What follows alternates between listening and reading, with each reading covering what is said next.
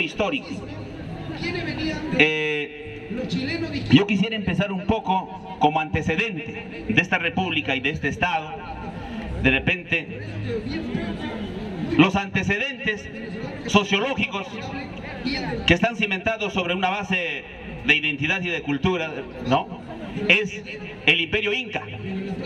Pero el Imperio Inca, como tal, no estaba cimentado sobre un estilo netamente de un gobierno, digamos,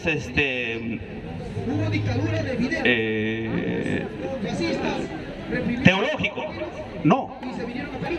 El Estado Inca se ha cimentado sobre una sociedad que estaba configurado a través de los ayllus.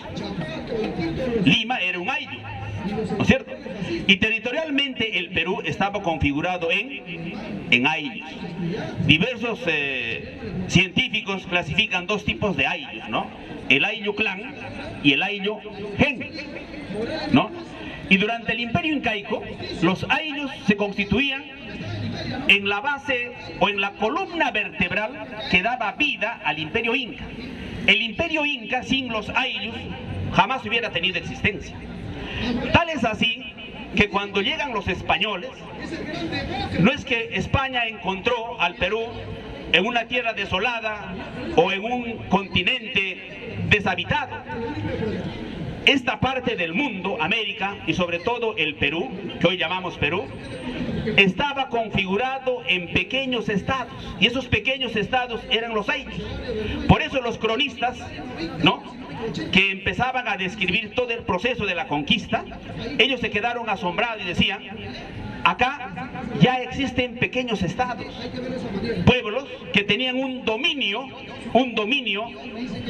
total, autónomo, ¿no?, en todos sus aspectos de los espacios territoriales.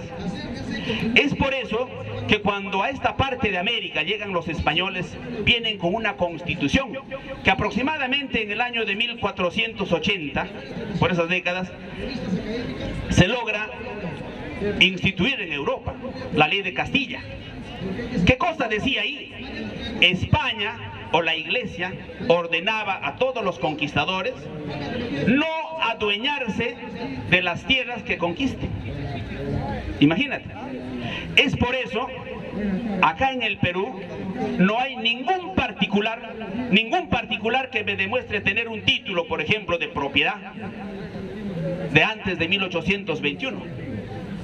Cuando España viene, entrega título de propiedad a los pueblos que ya existían en aquella época, que eran los ayllus.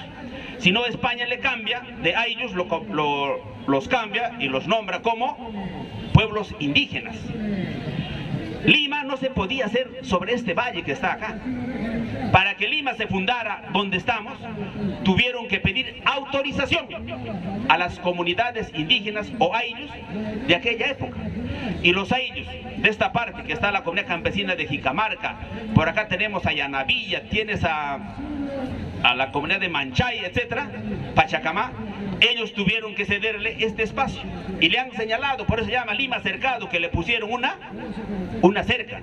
Algunos historiadores dicen: no, esa cerca es para defenderse de los ataques indígenas, lo cual es falso, porque esas cercas no tienen ninguna característica de defensa, simplemente era como un pequeños muros hechos de tapial o de adobe, para señalizar que esta parte, esos pueblos lo cedieron para que se fundaran las ciudades, porque la orden en Europa, en España, era: no se puede hacer ciudades donde estén ocupados por los indígenas.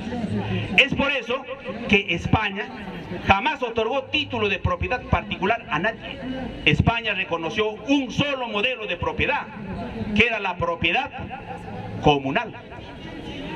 Un modelo de propiedad que no existía en ninguna parte del mundo. Un modelo de propiedad que no estaba construido en base a cuestiones económicas, sino la base y el fundamento de ese modelo de propiedad era la cultura, la identidad, la tradición, la religión. Mira, aspectos netamente de carácter antropológico y sociológico que configuraban un modelo de propiedad. Pero después de 1821, ya la República crea dos modelos de propiedad: la propiedad privada individual y la propiedad privada asociativa, que su fundamento, su esencia, ya no era ni la cultura, ni la identidad, ni la tradición, sino era la cuestión económica, era de carácter mercantil. Y es así que en el Código Civil actual, el Estado peruano solamente reconoce dos modelos de propiedad: la propiedad privada individual, la propiedad privada asociativa, que tienen netamente espíritu mercantil, comercial, económico. Y el otro modelo de propiedad bajo la cual nació el Perú, ese modelo de propiedad en el Código Civil no existe, está relegado. Entonces, hay muchos científicos, por ejemplo, John Locke decía, uno de las principales causas, decía, ¿no?, de la pobreza, de la miseria y del salvajismo, decía, es la ausencia de la propiedad. Decía él, donde no hay propiedad, existe pobreza y conflictos. Es por eso que a veces yo me pregunto, una de las principales causas de la pobreza y la miseria en el Perú es la ausencia de la propiedad auténtica, que la propiedad comunal, la cual ejercemos las grandes mayorías de peruanos, no existe. El Estado no nos quiere reconocer. Por ejemplo, Las Bambas, Tía María, se encuentra en constante conflicto. ¿Por qué? Porque el Estado se cree propietario, dice, de todo. Y al pueblo, ¿qué le reconoce? Ser propietario de la parte de la superficie. Ese modelo de propiedad no existe en ninguna parte del mundo. En ninguna parte del mundo. Solamente eso es un modelo de propiedad de los países casi primitivos. ¿Por qué Estados Unidos es una potencia en el mundo? ¿Por qué? No es porque Estados Unidos es un país imperialista que invade, quita, no necesariamente. Estados Unidos en 1860, cuando había conflictos permanentes entre los blancos y las comunidades indígenas, en su constitución de aquella época les dio una ley, reconoció la propiedad comunal a los pueblos indígenas de Norteamérica, donde les decía que ustedes son propietarios, decía, se reconoce la propiedad comunal en Norteamérica, decía, por adentro hasta el infierno y por arriba hasta la gloria. Si hay oro, hay petróleo, gas, litio, lo que sea, no es del Estado norteamericano, es del pueblo. Cuando nosotros hablamos del pueblo, no nos estamos refiriendo al Estado. El pueblo es otra cosa y el Estado es otra cosa. ¿Qué cosa es el Estado? ¿Quién es el Estado en el Perú? El Estado, señores, son las instituciones públicas políticamente organizadas. ¿Para qué? Para gobernar, para resolver los problemas del pueblo. Nosotros somos el pueblo, nosotros no somos el Estado. La obligación del Estado es resolver los problemas que aqueja al pueblo. Es por eso que el pueblo, nosotros sostenemos al Estado. El Estado es el que manda, el que hace y deshace. El pueblo es el súbdito del Estado. El Estado, por ejemplo, en el Perú, son los 20 y tantos ministerios que existen, pues. Esos ministerios tienen que resolver los problemas del pueblo. Pero desgraciadamente tenemos un Estado inútil, un Estado anacrónico, mediocre, que en 200 años de existencia no ha resuelto ningún problema. Los problemas de hace 200 años atrás siguen siendo las de ahora. ¿Eso qué demuestra? Eso demuestra que aquellas instituciones de carácter colonialista, de carácter virreinal, todavía están latentes en pleno siglo XXI. La independencia es un simple cliché, es puro discurso nada más. Mira, dice, en 1823,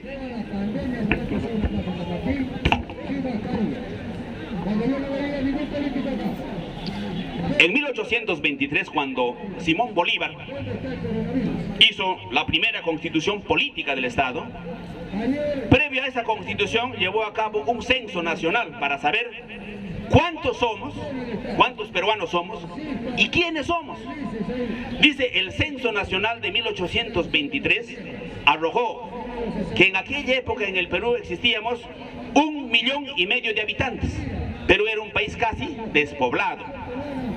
Del 1,5 millones de habitantes, 1.300.000 personas o familias éramos de condición indígena. 1.300.000. Y 200.000 eran extranjeros o hijos de extranjeros. Mira. Pero en la constitución de aquella época, artículo número 1 respecto a la ciudadanía, ¿qué cosa dijeron?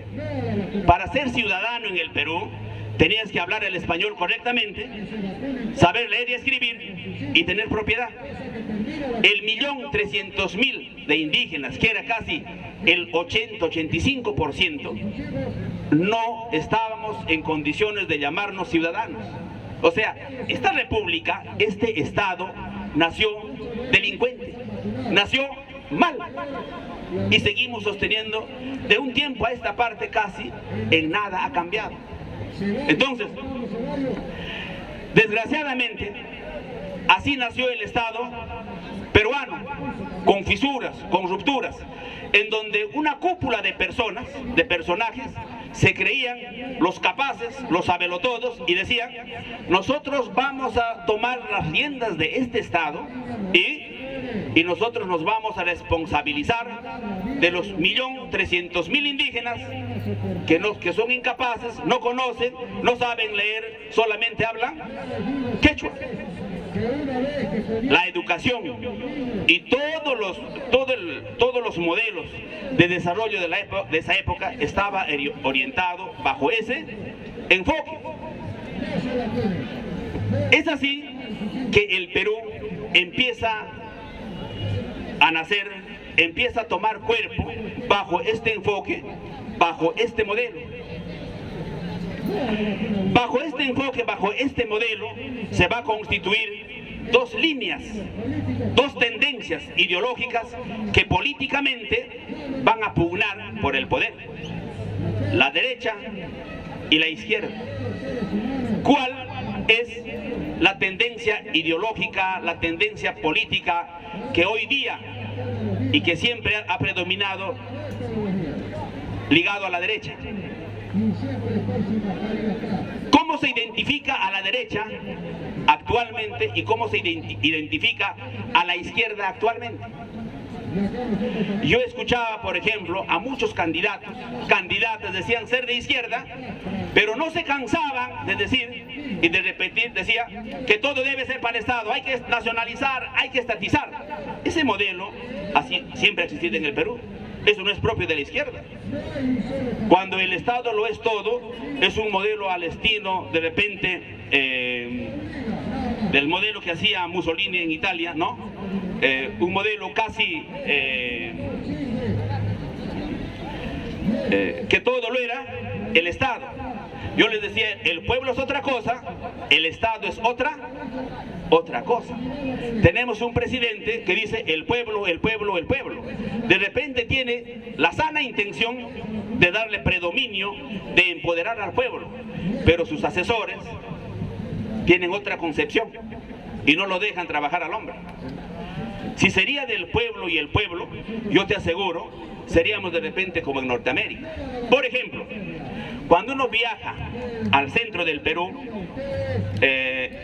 pasando por Cerro de Pasco, ¿no?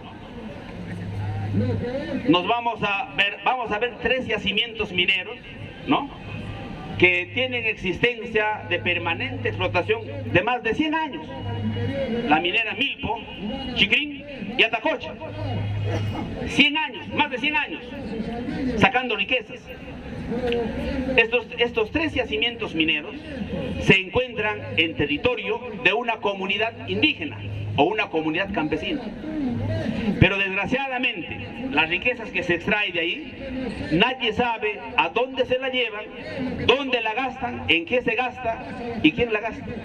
Lo único sí que se sabe es que en ese lugar se queda el mísero sueldo de los peones. O sea, este modelo de Estado que tenemos, a nosotros los peruanos nos ve como ciudadanos de segunda clase, que solamente estamos diseñados, estamos hechos para ser peones, para ser sirvientes o simplemente ser empleados. Ese enfoque es el enfoque clásico de los políticos de la derecha. Y la derecha en el Perú siempre se ha identificado a través de grupos de la oligarquía. O sea, los de la derecha creen que una cúpula de personajes, una cúpula de personas o de individuos deben generar trabajo, deben generar economía, deben generar empresa y generar riqueza en este país. Esa pequeña cúpula de personajes o de individuos, dice, deben darles trabajo a los otros.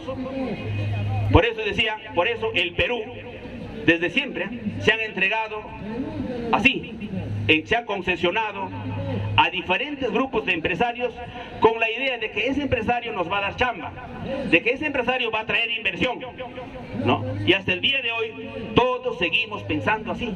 O sea, nosotros somos los inútiles, que vengan pues a darme trabajo. ¿Por qué? Porque este modelo de Estado con rezagos coloniales sigue atrincherado en esa idea.